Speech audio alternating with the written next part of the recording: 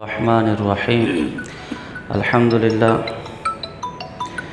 मेरे लिए बड़े एज़ाज़ की बात है कि हज़रत मौलाना खुर्रम यूसुफ़ साहब दामत बरकतहुम आलिया, हज़रत मोहतमिम साहब दामत फ़िज़ुम, हज़रत मौलाना अब्दुल शकूर हक्कानी साहब की कोशिशों काविशों से आज आपके सामने चंद वो असबाक जो हमने अपने अकाबिर और असातिज़ा से सुने आपके सामने दोहराने का एज़ाज़ हासिल हो रहा है। अज़ीज़ तलबा, मैं ख़ुद भी मुदर्रिस आदमी हूँ, इसलिए कोई खिताबत तो मुझे आती नहीं। सबक है वही आपको सुना के जाऊँगा, उसे ज़रा गौर से सुन के जाइए। अल्हम्दुलिल्लाह, हम अहलुस्सुन्नत वल जमात अहनाफ देवबंद, ये हमारी निस्बत है। अहलुस्सुन्नत वल जमात तो इसलिए कहलाते हैं कि उलमा ने अहले सुन्नत वल जमात की निशानियाँ दो बताई। एक तो ये कि अक़ीदे में या आइम्मा अशाइरा की पैरवी करते हों या आइम्मा मातुरीदिया की, तो उस हवाले से अक़ीदे में हमारा मतम नज़र आइम्मा मातुरीदिया रहमतुल्लाह ताला अलैहिम अजमईन है। इस एतबार से हम अक़ीदे में भी अहले सुन्नत हैं। और फ़ुरू में चारों मसालिक यानी मालिकिया, हनाबिला और शाफ़िया और हनफिया, इनमें से किसी एक की तक़लीद करते हो, उस एतबार से हम अहनाफ की तक़लीद करते हैं। इस एतबार से फ़ुरू में भी हम अहले सुन्नत वल जमात हैं। निस्बत हमारे साथ देवबंद की लगी हुई है। ये देवबंद कोई नया फ़िरका नहीं है, इस निस्बत को समझे ज़रा। हज़रत हकीमुल इस्लाम कारी तैयब साहब रहमतुल्लाह फरमाते हैं कि देवबंद कोई नया फ़िरका नहीं है, बल्कि दरअसल देवबंद उसी 14 सदियों के तसलसल का नाम है जो कभी अशायरा के साथ चलता हुआ आ रहा है, कभी मातुरीदिया के साथ चलता हुआ आ रहा है। नबी अकरम सल्लल्लाहु अलैहि वसल्लम ने जो अक़ायद आमाल अपने सहाबा को दिए, सहाबा से ताबईन ने, ताबईन से तबा ताबईन ने, फिर मुहद्दिसीन, फिर फ़ुक़हा, फिर मुफ़स्सिरीन, फिर उसूलियीन, उन्हीं तसलसल को लेकर उलमाए देवबंद इस बड़े अज़ीम हिंदुस्तान के अंदर उठे। ये एक पहचान है, कोई फ़िरका नहीं है। इसको मैं एक मिसाल से समझाता हूँ। जैसे हमारे यहाँ नोकिया के मोबाइल है, ये ओरिजिनल मोबाइल कहलाए जाते हैं, या कोई ओरिजिनल प्रोडक्ट है। बाज़ औक़ात लोग उसकी नकल उतारने के लिए उसी के नाम के साथ, उसी के डब्बे की तरह, उसी के रंग की तरह अपनी प्रोडक्ट डाल देते हैं ताकि लोगों को धोखा हो सके, क्योंकि हमारी प्रोडक्ट उस मयार की नहीं है जिस मयार की असल कंपनी की है। तो फिर जो असल कंपनी वाले होते हैं वो अपनी प्रोडक्ट की पहचान के लिए एक ख़ास पन्नी लगा देते, अपने प्रोडक्ट पर एक ख़ास सीरियल नंबर लगा देते कि लोगों देखो, हमारे नाम से दुनिया में, हमारे नाम से इस इलाके में जाली प्रोडक्ट मार्केट में आ गई हैं कि हमारा नाम देखकर, हमारी प्रोडक्ट जैसा रंग देखकर तुम मुझसे धोखा ना खा जाना, बल्कि इन जाली प्रोडक्टों में जिस प्रोडक्ट पर हमारी ये ख़ास पन्नी लगी हो, ये ख़ास सीरियल नंबर लगा हो, वो असल प्रोडक्ट होगी। इस तरह बड़े अज़ीम के अंदर जब मुख्तलिफ़ फ़ितनों ने अपना नाम अहले सुन्नत रखा, अपना मुख्तलिफ़ नाम रखा, और सब ने अपने आप को अहले सुन्नत बावर कराया, अहले हक़ बावर करवाया, तो उस वक्त अकाबिर उलमाए देवबंद ने यह बता दिया कि देखो, इन तमाम जाली अहले सुन्नत के मुकाबले में असल अहले सुन्नत हम हैं। जिसके साथ देवबंद की ये पन्नी लगी होगी तुम पहचान लेना कि इनमें असल अहले सुन्नत वल जमात ये हैं। ये कोई अलग से फ़िरका नहीं है। लेकिन आज अफसोस के साथ कहना पड़ रहा है कि एक मुनज़्ज़म साजिश के तहत, मैं यही दर्द दिल लेकर आपके पास आया हूँ, एक मुनज़्ज़म साजिश के तहत आज हमारे इन अकाबिर से जो सच्चे और सुच्चे सुन्नी थे, जिन्होंने अपनी सारी ज़िंदगियाँ इस दीन की खिदमत के लिए, अक़ायद हक़्क़ा की तरवीज के लिए, इस दीन की तबलीग के लिए वक़फ़ कर दी, आज एक सोची समझी साजिश के तहत इन अकाबिर से, इन असलाफ़ से हमारा रिश्ता तोड़ा जा रहा है मुख्तलिफ़ नामों के ज़रिए। जी, इनको तो कुरान समझ नहीं आया, इनको तो हदीस समझ नहीं आया, ये तो तारीख़ में धोखा खा गए, ये तो फ़लाँ तफसीर में धोखा खा गए, ये तो फ़लाँ अक़ीदे में धोखा खा गए। ये क़यामत की निशानियों में से एक निशानी है कि आखिर वक्त में ऐसे लोग आएंगे जो अपने असलाफ़ पर तान करेंगे। हमारे बुज़ुर्गों में एक बहुत बड़े बुज़ुर्ग गुज़रे, इमाम इब्न अब्दुल बर मालिकी रहमतुल्लाह, आपने नाम सुना होगा। मालिकिया मज़हब के शेखुल इस्लाम थे, उंदलुस के थे, स्पेन के, और मग़रिब में इन जैसा आलिम न इससे पहले गुज़रा ना बाद में आया।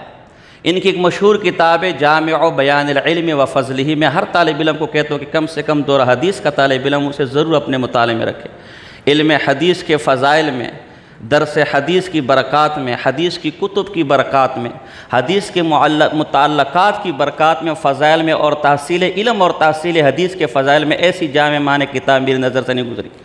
یہ امام ابن البر مالکی آپ کی موطا کی انہوں نے بہترین شرح لکھی ہے التمہید لما فی موطا من الاسانید، بہترین 25 جلدوں کے اندر محقق کا نسخہ آیا ہے، اسے بھی اپنے مطالعے میں رکھیں۔ اس کے اندر وہ ایک باب قائم کرتے ہیں، حال العلم اذا کان عند الفساق والارذال، اس وقت دین کا کیا حال ہوگا، اس علم کا کیا حال ہوگا جب وہ علم فاسقوں کے پاس اور کم ترین لوگوں کے پاس چلا جائے۔ اب یہ فاسق اور کم ترین لوگ کون ہوں گے جو اس دین کو لے کر چلیں گے، جن کے پاس یہ دین چلا جائے گا؟ تو اس کے تحت نبی اکرم صلی اللہ علیہ وسلم کی حدیث نقل کی، روایت نقل کی کہ سئل رسول اللہ صلی اللہ علیہ وسلم عن اشراط الساعۃ، نبی اکرم صلی اللہ علیہ وسلم سے قیامت کی نشانیوں میں سے ایک نشانی کا پوچھا گیا کہ کیا کیا نشانی ہے؟ تو نبی اکرم صلی اللہ علیہ وسلم نے فرمایا کہ قیامت کی نشانی ان من اشراط الساعۃ ان یلتمس العلم عند الصغیر، قیامت کی نشانیوں میں سے ایک نشانی یہ ہے کہ اس دین کو اکابر سے لینے کے بجائے، اس دین کو اسلاف سے لینے کے بجائے، اس دین کو اپنے سے پچھلوں سے لینے کے بجائے چھوکروں، میں یہ ترجمہ کرتا ہوں، معذرت چاہتا ہوں لیکن ترجمہ مجھے سب سے جامع اور معنی یہ اس کا نظر آتا ہے، چھوکروں اور لونڈوں سے جب وہ دین حاصل کر لیا جائے، جب اکابر کو چھوڑ کر پروفیسر اور ڈاکٹر اور نام نہاد میڈیائی محقق دین پھیلانے لگ جائے اور دین دینے لگ جائیں، اور وہ اکابر پر لعن طعن۔ نبی اکرم صلی اللہ علیہ وسلم کی حدیث ہے کہ جب 15 کام اس امت میں ہونے لگے تو پھر سرخ آندھیوں کا اور زمین میں دھنسنے کا انتظار کرو۔ ان 15 کاموں سے کام یہ بھی آپ نے سنا ہوگا کہ بعد والے اپنے پہلے اس پر لعن طعن شروع کر دیں۔ ہمارے عقیدے کے ایک بہت بڑے بزرگ گزرے علامہ الکائی رحمہ اللہ، ان کی کتاب نے آپ نے دیکھی ہوگی، مشہور علم کلام کی کتاب ہے شرح اصول اعتقاد اہل سنت والجماعت، علم کلام پر بہترین کتاب ہے۔ اس کے اندر اپنی سند کے ساتھ، اور یہ سند حسن درجے کی ہے، حضرت عمر فاروق رضی اللہ تعالیٰ کا اثر لے کر آتے ہیں۔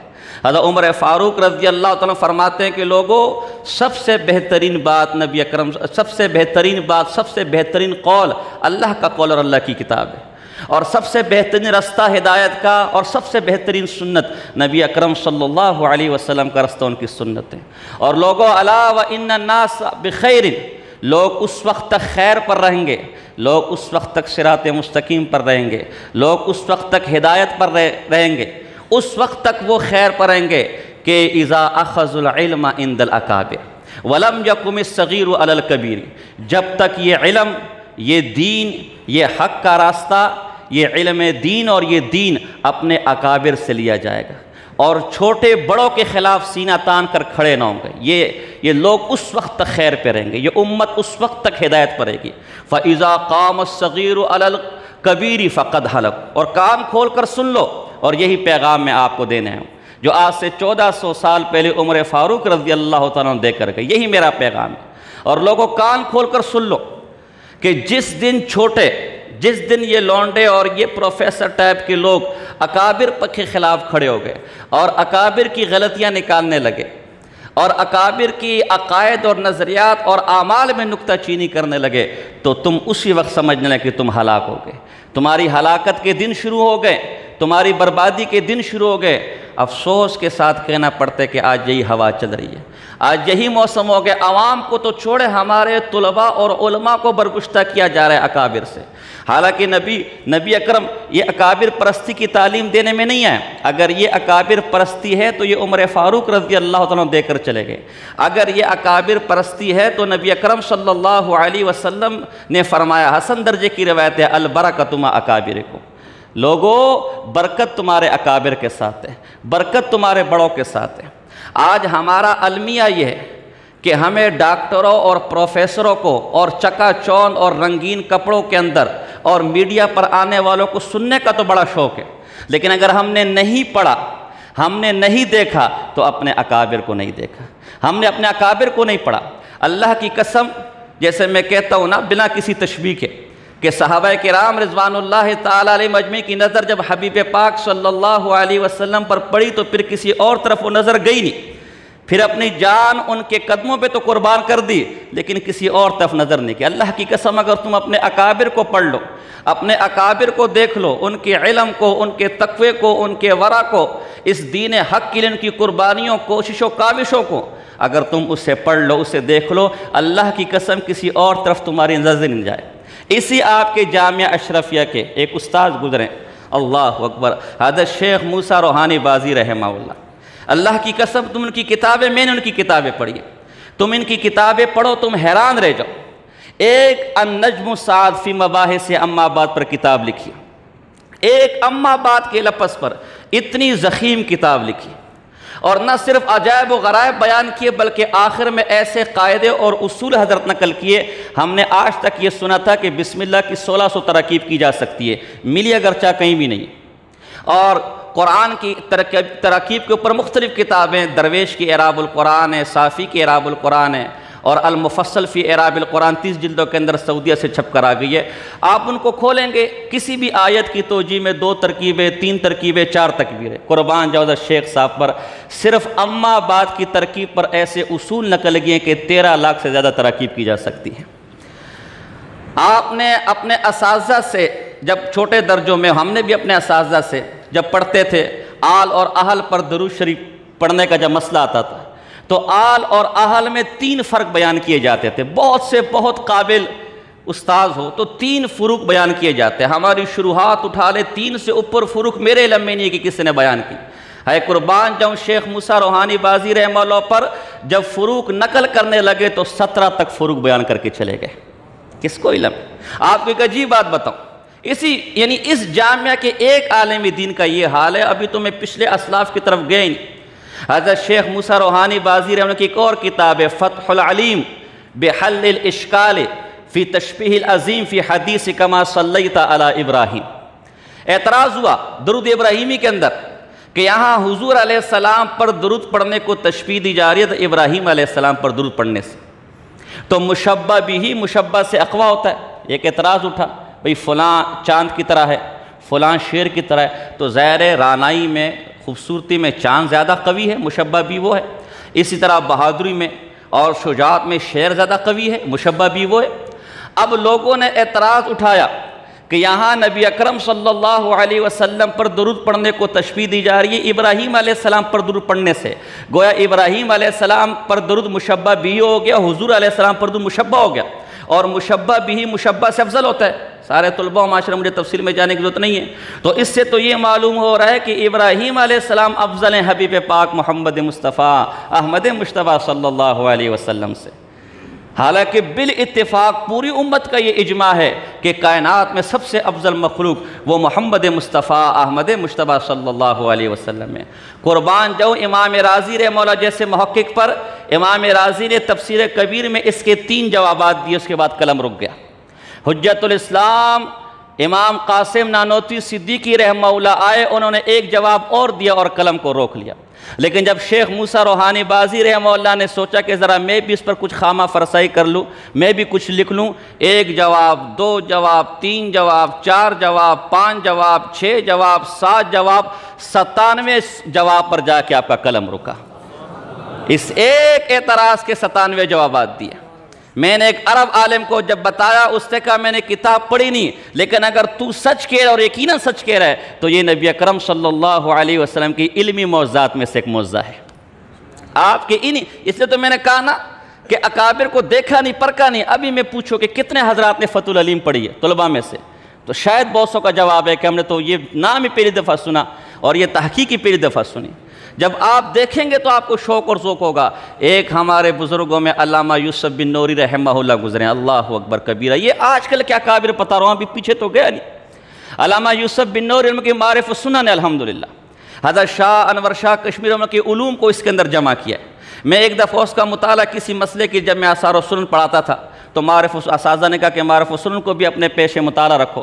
وہاں حدیث کے ایک ٹکڑے تحریمھا التکبیر و تحلیل و تسلیم، آپ کو عجیب، آپ جا کے کھول کر جا کے دیکھو، اس ایک معمولی سے حدیث کے چھوٹے سے ٹکڑے، معمولی سے مراد میرا چھوٹا سا ٹکڑا، حدیث کوئی معمولی نہیں ہے، مراد چھوٹا سا ٹکڑا، اس چھوٹے سے ٹکڑے کی تحقیق کے لیے وہ صفحے لکھ رہے ہیں، صفحے لکھ رہے ہیں، صفحے لکھ رہے ہیں، 14 سے 18 صفحات لکھنے کے بعد آخر میں لکھتے ہیں اس ٹکڑے کے حل کے لیے اب تک حدیث، اصول حدیث، فقہ، اصول فقہ، 9 اصول 9 اور اس سمیت 24 کتابوں کا مطالعہ کر چکوں، مزید مطالعہ جاری ہے۔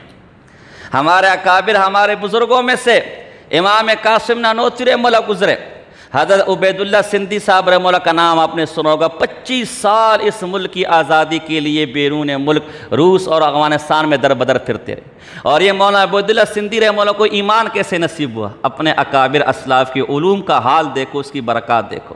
ہمارے بزرگوں میں ایک شاہ اسماعیل شہید رحمہ اللہ گزرے، آپ نے نام سنا ہوگا۔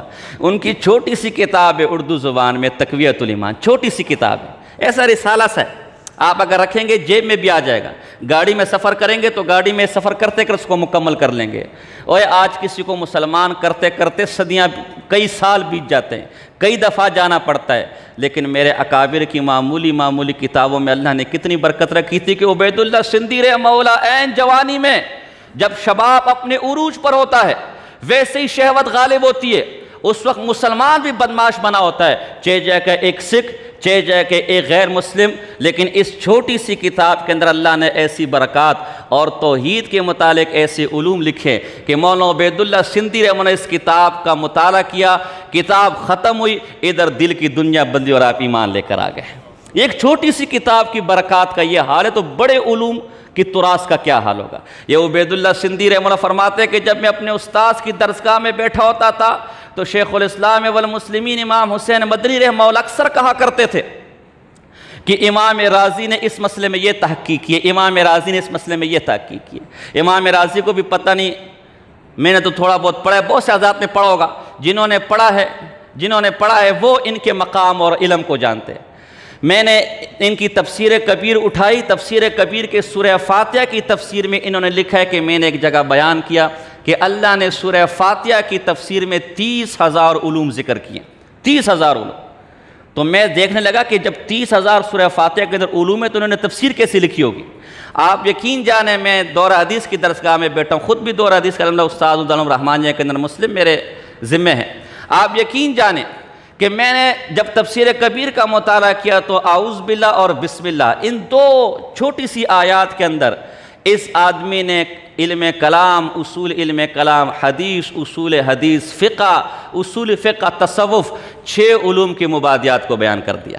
میں نے اپنے ایک شاگرد کو کہا کہ کوئی اللہ کا بندہ کوشش کرے اور اس چیز کو ذرا تفصیل کے ساتھ جمع کرے، صرف اعوذ باللہ اور بسملہ کی جو تفسیر اس نے لکھی ہے اس پر 4 جلد تیار ہو سکتی ہے۔ یہ امام رازی رحمہ اللہ، تاسیس التقدیس ان کی کتاب اٹھاؤ، علم کلام پر دیگر کتابیں اٹھاؤ، حل کرتے کرتے آدمی پریشان ہو جاتا ہے۔ تو کہتے ہیں حضرت مدنی رحمہ اللہ جب کوئی مسئلہ بیان کرتے تو کہتے تھے کہ امام رازی رحمہ اللہ نے اس مسئلے میں یہ بات کہی ہے، اور امام غزالی رحمہ اللہ نے اس مسئلے میں یہ بات کی، ان کی تحقیق یہ ہے، اور محققین اس مسئلے میں یہ کہتے۔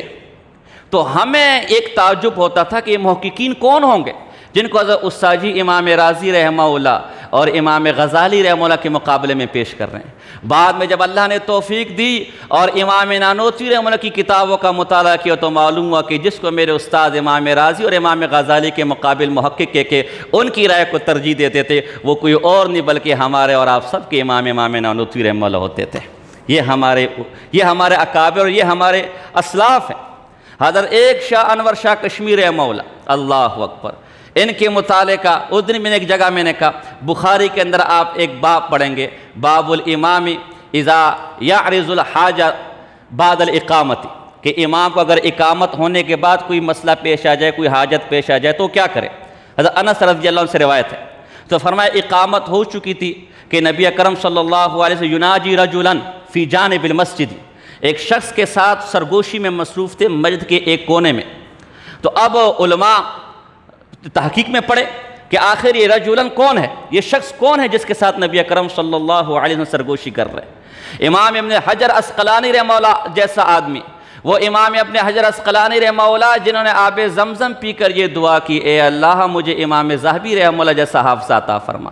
اور امام ذہبی رحمہ اللہ کا حافظہ ایسا تھا، امام سبکی رحمہ اللہ طبقات الشافیہ کے اندر لکھتے ہیں، یہ ان کے شاگرد تھے امام سبکی رحمہ اللہ، کہ میرے استاد جی کے حافظے کا یہ حال تھا۔ اور آپ نے شرح نخبۃ الفکر کے اندر بھی پڑھا ہوگا پچھلے سال کہ تام الضبط انہیں اسماء و رجال کے اندر، اسماء و رجال ان کے سامنے پیش نظر تھا۔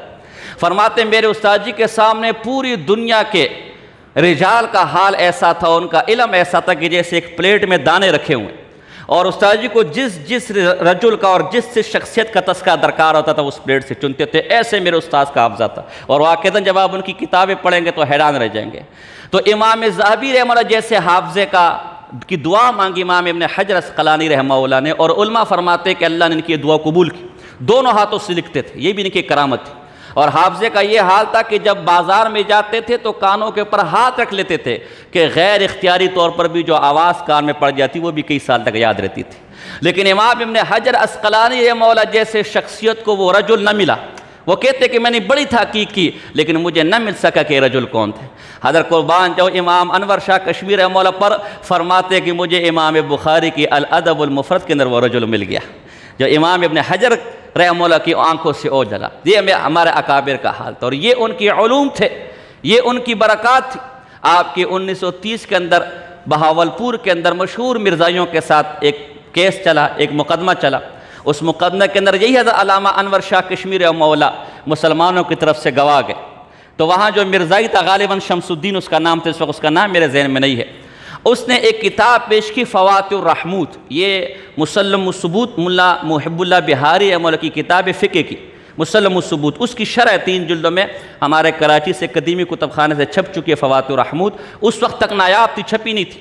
دیوبند کے اندر اس کے ایک نسخہ موجود تھا، دیوبند کے اندر اس کے ایک نسخہ پڑا ہوا تھا۔ تو فرماتے ہیں کہ اس فواتح الرحموت کا حوالہ اس مرزائی نے پیش کیا، اور وہ حوالہ نامکمل پیش کیا، ابھی پورا پیش نہیں کیا تھا۔ آگے کی عبارت اس کے موقف کے خلاف تھی۔ تو حضرت شاہ علامہ انور شاہ کشمیری نے فرمایا کہ مجھے یہ کتاب دے تاکہ آگے جو عبارت آپ چھپا چکے، حوالے میں جو بدیانتی آپ نے کی وہ میں جج کے سامنے کھول لوں کہ یہ حوالہ آپ کے مدعا پر دال نہیں ہے۔ اگر حوالہ پورا پڑھا جائے تو مطلب کچھ اور نکلے گا، مطلب حضور علیہ السلام کی ختم نبوت کے انکار دے بلکہ تائید نکلے گی، چونکہ وہ مرزائی سمجھ چکا تھا کہ آگے والی عبارت میں تو گڑبڑ ہے۔ تو اس نے وہ کتاب دینے سے انکار کر دیا کہ اپنی کتاب لے کر آؤ۔ کہا گیا بھئی اپنی کتاب دیوبند میں پڑھی ہوئی، یہاں سے ہزاروں میل دور ہے، کہاں سے لے کر یہ کتاب ہمیں دیجئے؟ لیکن اس مرزائی نے صاف انکار کر دیا۔ حضرت انور شاہ کشمیری نے وہی کھڑے کھڑے وہ پوری عبارت پڑھ دی اور کہا کہ یہ کتاب میں نے 17 سال پہلے دیوبند کی لائبریری میں پڑھا تھا، تو سمجھتے کہ میں طالب علم آدمی ہوں، مجھے کچھ آتا جاتا نہیں ہے، ابھی بھی مجھے بہت کچھ آتا جاتا ہے۔ یہ ہمارا اکابر تھا۔ حضرت بن نور احمد کو اٹھاؤ رحمہ اللہ معارف السنن میں فرماتے ہدایہ کے کئی صفحات زبانی پڑھ دیتے تھے۔ مجھے علم کلام سے تھوڑا بہت شغف ہے، آپ حیران ہوں گے۔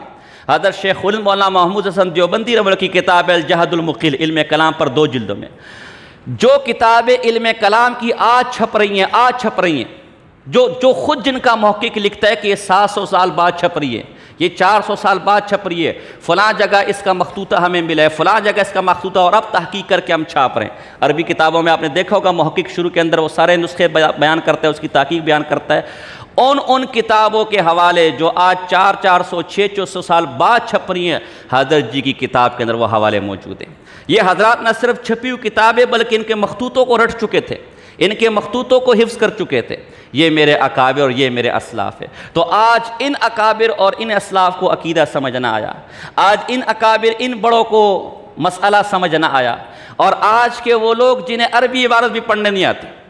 میں اپنے بارے میں کہتا ہوں، میرے سامنے بخاری کھول لو شاید مجھے بخاری کی عبارت بھی پڑھنے نہ آتا ہوں، اور آج میں نے پگڑ اچھی سی پہن لی، کپڑے اچھے سے پہن لے، گاڑی کے اندر آ گیا، سامنے کیمرہ کھڑا ہو گیا، اور آج میں ان اکابر کے خلاف کھڑا ہو جاؤں، آج ان اسلاف کے بارے میں کہوں کہ ان کو کچھ آتا جاتا نہیں تھا، یہ ایسی فلاں کے پروپیگنڈا سے متاثر ہو گئے، فلاں کے پروپیگنڈا سے قطعاً نہیں۔ اللہ کی قسم، جس قرآن سے حوالہ تو نے دینا ہے وہ قرآن ان کے پاس بھی تھا، جس حدیث سے حوالہ تو نے دینا ہے وہ حدیث ان کے پاس بھی تھی، جس تاریخ سے حوالہ تو نے دینا ہے وہ تاریخ ان کے پاس بھی تھی، جس کتاب سے حوالہ تو نے دینا ہے وہ کتاب ان کے پاس بھی تھی۔ اگر نہیں تھے تو مخطوطے پڑھ چکے تھے۔ اگر انہیں یہ مسئلہ سمجھ نہیں آیا تو تجھے بھی آج یہ مسئلہ سمجھ نہیں آیا۔ ابو داؤد کے اندر ایک روایت پڑھو گے، عمر بن عبدالعزیز رحمہ اللہ کے پاس کچھ قدری آئے اور فرما کچھ اپنی تقدیر کے انکار پر قرآن کی آیتیں سنائی، تو عمر بن عبدالعزیز نے ایک عجیب و غریب جواب دیا، اور یہی جواب آپ اپنے دل کی تختیوں پر نقش کر لیں۔ عمر بن عبدالعزیز نے فرمایا اصولی جواب ہے، اور یہی جواب اگر آپ اپنے دل کی تختیوں پر نقش کرتے تو انشاءاللہ کبھی بھی آپ کا رشتہ اسلاف سے نہ ٹوٹے گا۔ آپ نے مسلم کے مقدمے میں پڑھا ہوگا الاسناد من الدین، یہ سند دین کا حصہ ہے۔ سند کا مطلب ہی کیا ہے کہ حدیث تو نے کس بزرگ سے لیے، اگر وہ بزرگ ہے وہ نیک ہے تو ہم قبول کرنے کو تیار ہیں، اگر وہ بزرگ اور نیک نہیں ہے تو ہم یہ روایت، یہی اکابر ہے، یہی اسلاف ہے۔ آج کہا جاتا ہے کہ جی کہ ٹھیکیدار مت بنو، یہ کوئی اکابر دین کے ٹھیکیدار تھے؟ اکابر دین کے ٹھیکیدار، میں کہتا ہوں نہ اکابر دین کے ٹھیکیدار تھے، نہ اسلاف دین کے ٹھیکیدار تھے، بلکہ میرے اکابر اس دین کے چوکیدار تھے۔ چوکیدار کا کام یہ ہوتا ہے کہ بلڈنگ کے اندر جو چیز موجود ہے اسے باہر نہ نکلنے دے، اور بلڈنگ کے باہر جو چیز موجود ہے، گھر کے باہر جو چیز موجود ہے اسے اندر نہ آنے دے۔ میرے اسلاف نے اور میرے اکابر نے اپنی زندگیاں وار دی، اپنی زندگیاں ختم کر دی اسی چوکیداری پر کہ دین کے اندر سے کوئی عقیدہ، کوئی عمل نکال کر الحاد کا راستہ نہ کھولا جائے، اور دین سے باہر کوئی عمل دین کے اندر لا کر بدعت کا دروازہ نہ کھولا جائے۔ یہی چوکیداری میرا اکابر کر کے گئے، اور آج چور کو بھی معلوم ہے کہ جب تک دروازے پر چوکیدار کھڑا ہے میں اس گھر کے اندر نقب زنی نہیں کر سکتا، اس لیے سب سے پہلے وہ حملہ چوکیدار پر کرتا ہے۔ میرے پیارے عزیزو، سمجھو آج سب سے زیادہ نقب زنی اسلاف پر اس لیے کی جا رہی، کسی طرح اسلاف سے آپ کا رشتہ توڑ دیا جائے، کسی طرح آپ کو یہ پٹی پڑھا دی جائے کہ قرآن عربی ہے، تم قرآن سمجھ سکتے ہو، اکابر کی تفسیر کی کیا ضرورت ہے، حدیث عربی کے اندر تم حدیث سمجھ سکتے ہو، بابوں کی کیا ضرورت ہے، ہم نہ وہابی ہیں نہ ہم بابی، ہم ہیں نرے کتابی۔ آج تمہیں یہ پٹی پڑھائی جا رہی ہے، ان کے دھوکے میں مت آنا۔ خدا کی قسم، میں اب اکابر دیوبند کے بارے میں نے آپ کو معمولی بتایا، اگر آپ پچھلے اسلاف کی طرف چلے جائے، ایک امام ابن تیمیہ رحمہ اللہ کو اٹھا لو، اللہ اکبر اللہ اکبر، ان کے شاگرد امام عبدالہادی رحمہ اللہ کی سوانح لکھی ہے، ان کا ترجمہ لکھا ہے، اس کے اندر لکھتے کہ میرے استاذ محترم نے، ان کو حدیث کا شوق چڑھا امام ابن تیمیہ رحمہ اللہ کو، تو انہوں نے حدیث کے شوق میں سیاہ ستہ ساری کی ساری حفظ کر لی، لیکن شوق ابھی بھی مکمل نہ ہوا، تو وہ مستد امام احمد بن حنبل رحمہ اللہ کی طرف متوجہ، کم و بیش 30,000 علماء موجود ہے، کمی کو تئی کر سکتا ہوں، طالب علم آدمی ہوں، کم و بیش 30,000 حدیث مستد امام احمد بن حنبل کے اندر جمع ہے۔ فرمایا یہ بھی ساری کی ساری حفظ کر لی، لیکن شوق علم اور حفظ حدیث کا شوق ابھی بھی ختم نہ ہوا، تو طبرانی کی طرف متوجہ ہو گئے، معجم کبیر، معجم اوسط، معجم صغیر امام طبرانی کے آپ نے سنی ہوگی، ہمارے پاس موجود ہے۔ فرمایا یہ بھی ساری کی ساری حفظ کر لی، اور ابھی میرے استاذ کی عمر 19 سال تھی، 19 سال کے اندر یہ سب کچھ حفظ کر چکے تھے۔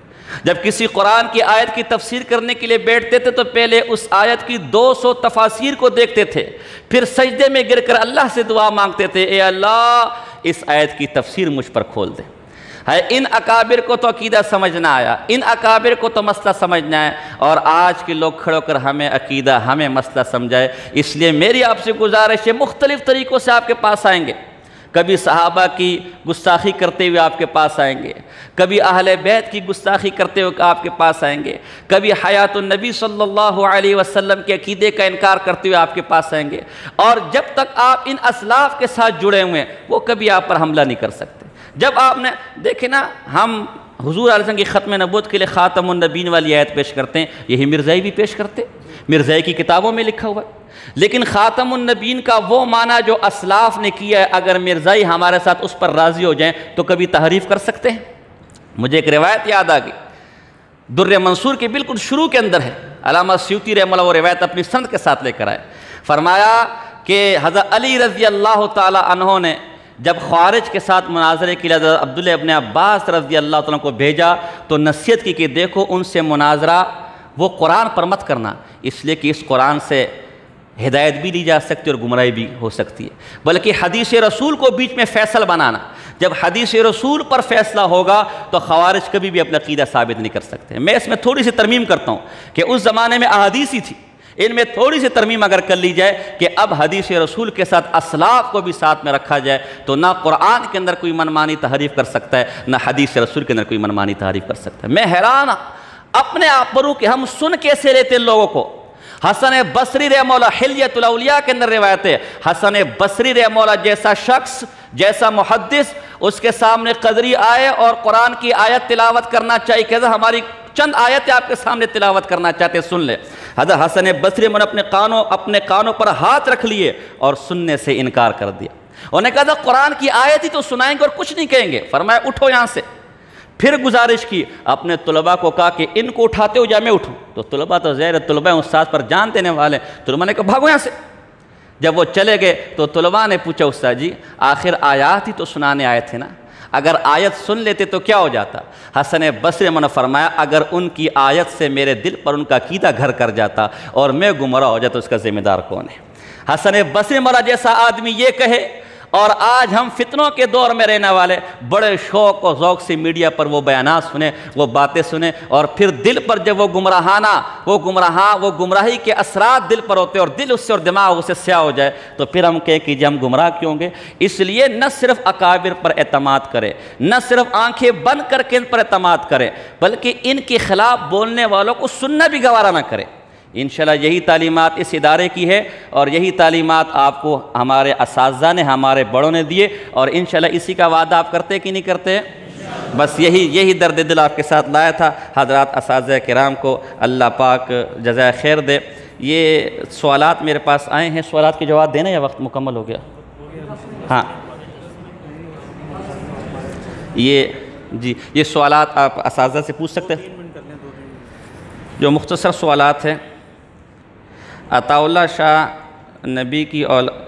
شاہ بخاری کی اولاد کے بارے میں کیا نظریہ؟ السلام علیکم مولانا شاہ کتنے مزاج والے تو یہ قرآن کے حافظ، ان پر میرا ویڈیو لنک ہے، وہ آپ دیکھ لیجئے گا کہ ان کی اولاد کے بارے میں کیا نظر رکھنا چاہیے۔ تو یہ قرآن کے حافظ کیوں نہ بنے؟ ان کے بارے میں اپنے بزرگوں سے سنا ہے کہ جی وہ فرماتے تھے کہ میں جب قرآن کھولتا ہوں تو اس کے علوم میرے سامنے اتنے آ جاتے ہیں کہ وہ آیت میرے نظروں سے اوجھل ہو جاتی ہے، علوم اس کتنے آ جاتے ہیں کہ آیت نظروں سے اوجھل ہو جاتی ہے۔ استاد جی جناب پروفیسر طاہر حویلی کے مطابق وہ گمراہ آدمی تھے اور اکابر کے خلاف۔ مولانا سلمان خان صاحب رحمہ اللہ کو کون جانتا ہے؟ آپ سب کے بزرگ ہیں نہیں، آپ کے اساتذہ کی سند پر ان کے دستخط ہے۔ میں ایک بات کہتا ہوں، اس کے نظریات کیا تھے کیا نہیں وہ ایک طرف۔ ان مولانا سلمان خان صاحب رحمہ اللہ کے بارے میں کہتے ہیں کہ انہوں نے 1000 تابعیات پاک باز اور صحابیات پر زنا کی تہمت لگائی، ان کی کمر پر 1000 کوڑے جاری ہونے چاہیے۔ آپ برداشت کریں گے؟ ابھی میں نظریات کی طرف نہیں آیا، آپ برداشت کریں گے؟ اس قسم کا یہ آدمی تھا۔ باقی اس پر میرے دروس سے وہ دیکھ لیں۔ روحیں دنیا میں آتی نہیں، بالکل بھی نہیں آتی، جن روایت کے اندر یہ درست نہیں۔ استاد محترم راولپنڈی میں ایک مولوی، السلام علیکم ورحمۃ اللہ صاحب مولانا، بس باقی کوئی سوال خاص نہیں ہے انشاءاللہ، پھر اللہ پاک جزائے خیر دیتا آپ کے تمام جو سوال باقی آپ اپنے اساتذہ سے کریں، انشاءاللہ اساتذہ بھی آپ کو وہی جواب دیں گے۔ جی آخر میں کہہ دوں، ہم اہل سنت والجماعت ہیں، ہم نہ رافضی سبائی ہیں اور نہ ناسبی اہل بیت کے دشمن ہیں۔ ایسے ہیں کہ نہیں یار؟ ہمارا تعلق امام حسین رضی اللہ عنہ کے ساتھ ہے، ہم حسینی ہیں اور حسینی رہیں گے، ایسے ہے کہ نہیں یار انشاءاللہ؟ نہ یزید کے ساتھ ہمارا کوئی تعلق ہے، نہ ان کی مدح سرائی کرنے والا ہمارا کوئی تعلق۔ حضرت حکیم الاسلام قاری طیب صاحب کی کتاب ہے یزید کے مذمت میں اور رد میں، اور اس میں لکھا ہے کہ اس میں جو عقیدہ لکھا وہ علماء دیوبند کا اتفاقی عقیدہ ہے، اور وہ عقیدہ یہ ہے کہ یزید بالاتفاق علماء اہل سنت کے یہاں فاسق اور فاجر ہے، وہ اہل بیت کا دشمن تھا، اس کے ساتھ ہمارا کوئی تعلق نہیں۔ وما علینا الا البلاغ المبین۔